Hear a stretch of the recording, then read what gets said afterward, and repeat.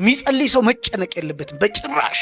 ከጸለያችሁ በኋላ በእግዚአብሔር ፊት ጉዳያችሁን ካፈሰሳችሁ በኋላ እረፍት ነው ማድረግ ያለባችሁ። እረፍት ሊያሳርፈን ፈቃደኛ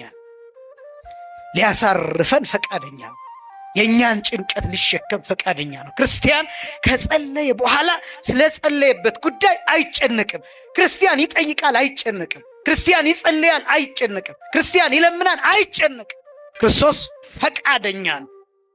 የእኛን ጭንቀት ለመሸከም የእኛ ጭንቀት መድፊያ፣ ማራገፊያ፣ መጣያ ለመሆን ዝግጁ ነው።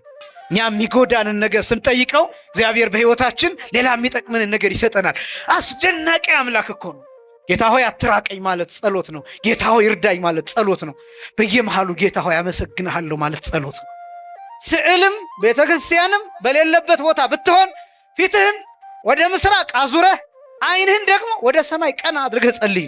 ጸሎት ማለት እንደሱ እንደ ሰይፍ ስትወረውሩት፣ እንደ እሳት ስተፉት፣ እንደ ነበልባል ስታቃጥሉት፣ ያ ነው ጸሎት የሚባለው። እሱ ነው። አራዳ መሆን ማለት፣ መሰልጠን መሆን ማለት፣ ወጣት መሆን ማለት፣ ዘመናዊነት ማለት የእግዚአብሔርን ስም በሕይወት ውስጥ እንደ ጨው ማስገባት ነው።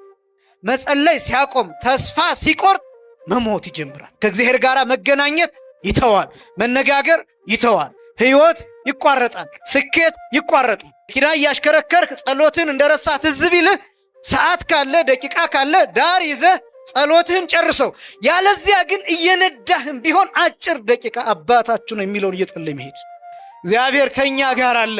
እግዚአብሔር በእኛ ውስጥ አለ። እግዚአብሔር በሐሳባችን ውስጥ አለ። እግዚአብሔር በደመናው ውስጥ አለ። ረቂቅ በሚባሉ ነገሮች ውስጥ እግዚአብሔር አለ። ስለዚህ ስትጸልይ ምን ማሰብ አለብህ?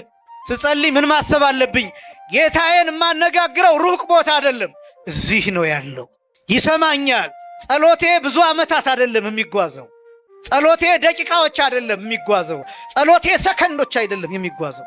ጸሎቴ ለማይክሮ ሰከንድ አይደለም የሚጓዘው። ልክ የለው። ሆስፒታል ውስጥ ሆኖ በዚህ ሰዓት ታመው መንቀሳቀስ የማይችሉ ግሉኮስ ተተክሎላቸው ግን በዚህ ሰዓት ከእግዚአብሔር ጋር ንግግር ያላቆሙ ሰዎች አሉ። ምክንያቱም እነዚህ ሰዎች ትንፋሻቸው አልቆመም። ጸሎት የክርስቲያን ትንፋሽ ነው። ለምሳሌ ለጸሎት የቆመው ሰው ስልኩ ቢጠራ ማቋረጥ የለበትም። ስሙ ቢጠራ ማቋረጥ የለበትም።